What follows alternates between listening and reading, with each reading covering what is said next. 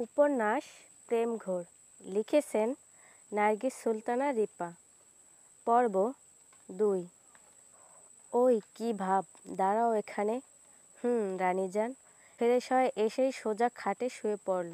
Light off করবা না কিন্তু, আমার তো লাইট থাকলে ঘুম আসবে না। ও তবে ওইটা অফ করে টেবিল লাইট অন রাখবা, ওইটা তো তোমার চোখে লাগবে না। Okay ma'am. Good night. কি হলো এটা, প্রেমের বিয়ে নাকি? বাসরের সুতোও ঠিক থাকে না, আর আমার বাসর। পাগলি রে মনে মনে। নৌসেন এমনিতেও ছোট মানুষই, তবে সাদাতের জন্য পাগল। সাদাতের ঘুম আসছে না। একটা ডায়েরি হাতে নিল। যেদিন থেকে নৌসেনকে ভালো লেগেছে ওর, সবটা এই ডায়েরিতেই আছে। নৌসেন তো ঘুম, তো ডায়েরিটার সাথে গল্প করা যাক। ডায়েরি খুলতে যাবে তো ঘুম ঘুম গলাতে নৌসেন বলল, জান আমি কিন্তু অনেক নাচানাচি করি ঘুমের ভিতর, তুমি কিন্তু রাগ করবা না। নাচবাই তো শুধু, ফুটবল খেলবা?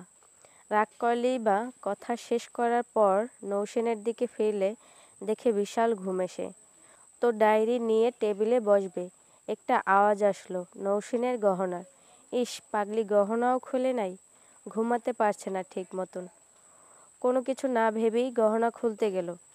এত কিছু রে ভাই, বলতে বলতে চুড়িগুলো খুলে, তারপর নৌসিনী ঘুম নিয়ে বলে কানের দুল, সেটাও খুলে। আবার হারটাও নৌসিন ওর গলার উপর নিয়ে দেয়, হারগুলো খুলো। এবার সাদাদের সহ্য হচ্ছে না, এত ফর্সা গলা, আর হারটা গলাতে হার খোলার জন্য ওর ঘাড়েও হাত দিতে হবে। কি হতো গহনাগুলো নিজে খুললে?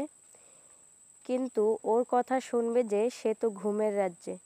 হারটা খুলতে যাবে, দুইটা হার খোলা শেষ, একটা কিভাবে জানি আটকে গেছে, আর সেটা খুললো তার আগেই ওনার বউ অন্যদিকে ফিরে গেছে। মাথার ওড়নাটা সরালো, ঘাড়টা পুরো দেখা যাচ্ছে। 4 বছরের নৌসেনের শরীরটা এভাবে দেখেনি। বিয়ে ঠিক হয়ে গেলে কাহিনী করছে, বাট আজ তো বউ। এমনভাবে পাগল হচ্ছে কেন নিজেও জানে না।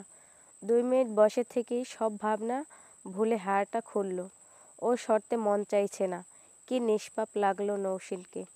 কিছুক্ষণ পর, না কিছু করা হবে না। তারপর নৌসেনকে ঠিক করে শুইয়ে দিয়ে কপালে একটা চুমু এঁকে দিল। লাইটটা অফ করে টেবিল লাইটটা অন করলো। নৌসেন তো ঘুম রাজ্যে। সাদাত মনে মনে ভাবল, আমার না হয় পুরো ডায়েরির পাতাগুলোর সাথে রাত জাগা যাক। সাদাত ডায়েরি পড়তে পড়তে রাত 3টা বেজে গেছে। ভালোই লাগলো ওর নৌসেনের সাথে কাটানো দুষ্টু মিষ্টি কথাগুলো মনে পড়ে। হঠাৎ খাটের দিকে চোখ যায়, দেখলো নৌসেনের আঁচলটা ওর বুক থেকে সরে গেছে, আর বেনারসিটাও পায়ের একটু উপরে, হাঁটুর নিচে হলেও ফর্সা পাটা টেবিলের লাইটে অল্প আলোয় কেমন শিউরে তুলছে সাদাতকে। সাদাত কোনো কিছু না ভেবেই বারান্দায় চলে যায়, কারণ এখানে থাকলে ও নিজেকে কন্ট্রোল করতে পারবে না। অপরদিকে নৌসেনের এই দিনটা নিয়ে কতই না স্বপ্ন ছিল, বাট ক্লান্ত হয়ে ঘুমাচ্ছে। কিন্তু রাতে একটানা ঘুমানোর অভ্যাস ওর নেই। খেয়ে দেয়ে 11টায় ঘুমায়, আবার 1টা-2টায় উঠে পড়াশোনা করে, 3টা-4টা ঘুমায়, আবার 5টা 30-এ অ্যালার্ম দেওয়া থাকে। উঠে নামাজ পড়ে, কোরআন তেলাওয়াত করে, আবার ঘুমায় একদম 10টা পর্যন্ত। মা বাবা যতই ফ্যান অফ করুক, বকাবকি দিক, কানে বালিশ চেপে ঠিকঠাক 10টায় একদম। অভ্যাসবশত 3টা 30-এ হঠাৎ ঘুম ভেঙে যায়। এমনি এমনি অবশ্য ক্লান্ত বলে ঘুম পড়ে ভাঙার কথা, কিন্তু সাদাতের ভাইব্রেট করা ফোনের কম্পনে উঠে পড়ে। দেখে রুমে কেউ নেই, এসি অফ, ফ্যান চলছে, তবুও এপ্রিল মাসের গরম তো ফ্যানে ততটাও কমে না। এত রাতে কিসের নোটিফিকেশন ওর ফোনে? মনে মনে এটা ভেবেই ফোনটা হাতে নিল। আবির, ওর ফ্রেন্ডের SMS। কী রে মামা, রাত কেমন কাটে তোর? কি চলতেছে? ভাবি কি ঠিকঠাক আছে নাকি? তুমি তো কাজ সারলা, আমার কিছু করো। আমার তো শরীর মন কোনোটাই আর মানে না। কাল ইন্টারভিউ আছে একটা, তো এত রাতে তোমার কথা মনে পড়লো। বেশি কিছু কিন্তু করো না, বুঝলা? ভাবি আবার রাগ করবে। আবার কমও করো না, তবে আবার ভাববে তুই পারসই না। যতই হোক লাভ ম্যারেজ তো, বেশি চাওয়াটাই স্বাভাবিক। আমি কিন্তু আগে থেকেই ক্লিয়ার জানাইছি ওরে, সব কিন্তু করব এক রাতেই, তাই প্রেম করে ইজি রিলেশন করছি। না হলে আবার বিয়ের রাতে বলবে আমাকে আপনার একটু সময় দেওয়া উচিত চেনার জন্য। 29-28 বছর পরে বিয়ে করে রাতে বউ নিয়ে ঘুমাবো, ব্যাপারটা ঠিকঠাক না। আচ্ছা চালিয়ে যা, তোরও তো লাভ ম্যারেজ, সংকোচ কম কাজ বেশি। এসএমএসটা দেখে নৌসিনের কেমন জানি লাগলো। ও কি সাদাতকে ইগনোর করলো? এই রাতে যতই হোক সাদাতকে একটু হলেও টাইম দেওয়া উচিত ছিল। আর কিছু না হোক গল্প করা মনে মনে। আর ওরও কেমন মনে হচ্ছে বারবার ভাবির কথা। কেমন একটা অন্যরকম লাগছে মেয়েটার। শাড়ি পরা অবস্থায় একবার সাদাত ওকে দেখেছিল ভার্সিটিতে। ভার্সিটির কোনো এক প্রোগ্রামে নৌসিন শাড়ি পরেছিল, সিম্পল একটা শাড়ি। সাদাতের সাথে তখন ওর বেশ ভালোই রিলেশন চলে। সাদাত ওই দিন নৌসিনের থেকে চোখ সরাতে পারেনি। এক সময় সাদাত খেয়াল করেছিল নৌসিনের পেটটা একটু বের হয়ে আছে, তাই ও নৌসিনকে সবার আড়ালে নিয়ে কথাটা বলতে যায় অন্য একটা রুমে।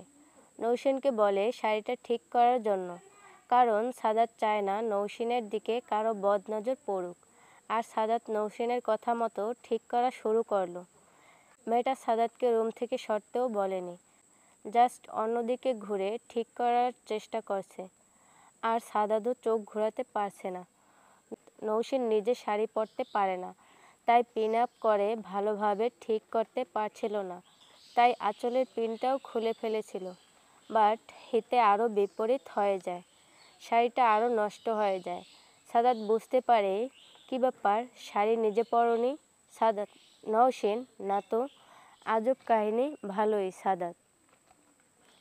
নৌসিন: প্লিজ সাদাত, একটু আশাকে ডেকে দাও না, এভাবে তো বের হওয়া যাবে না। সাদাত: ওকে। রেগে: দরজার ভেতর থেকে লক করো, আমি ডাকলে খুলবে বা আশা? নৌসিন: কিছুক্ষণ পর সাদাত আসে। Sadat: Nowshin open the door. Nowshin দরজাটা খুলে কোনো রকম হাত দিয়ে ধরে রেখেছে শাড়িটা। নৌসিন: আশা স্টেজে উঠে গেছে, ওর ড্রামা পার্ট চলে, অনেক টাইম লাগবে ওর। আর তোমার কোনো ফ্রেন্ডকে দেখলাম না আশেপাশে। শ্রেয়া ছিল, বাট এরপর ওর ইনকোয়ারি, তাই আর ডাকিনি। তুমি যতটা পারো টাইম নিয়ে ঠিক করো, আমি বাইরে দাঁড়িয়ে আছি। নৌসিন ঠিক করার জন্য শাড়িটা টানাটানি করাতে শাড়ির কুচিগুলো নষ্ট হয়ে যায়। এবার কোনো কিছু না ভেবেই কান্না করে বসে। তার আরও একটা কারণ হলো ভয়। সে প্রথম সাদাতকে অনেক ভয় পেত। সাদাত যদি বকাবকি করে এটা ভেবে কান্না করতে থাকে। বাট ওর তো রুম থেকে বের হতে হবে, কান্না করলে চলবে না। ওর হঠাৎ মনে হলো সাদাদি একমাত্র অপশন। এখন সাদাদি হেল্প করতে পারে, না হয় একটু বকা খেলেও তবুও তো বের হতে পারবে। তাই কোনো কিছু না ভেবেই নৌসিন: সাদাত, এই সাদাত। সাদাত: হলো তোমার? নৌসিন: না।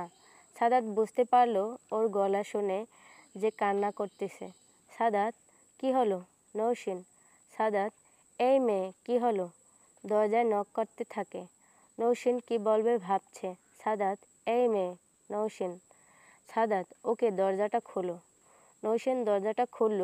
সাদাত দেখে সবটা বুঝতে পারে ও শাড়িটা ঠিক করতে না পেরে আরও নষ্ট করে ফেলেছে। চোখে মুখে একটা ভয়ের ছাপ। নৌসিনকে এভাবে দেখে সাদাত ভিমড়ি খায়, নাভিটা বের হয়ে আছে। আর এমন সময় সাদাত কিছু বলার আগেই নৌসিন: প্লিজ সাদাত, একটু হেল্প করো না। সাদাত: আরে কান্না করার কি হলো এটা?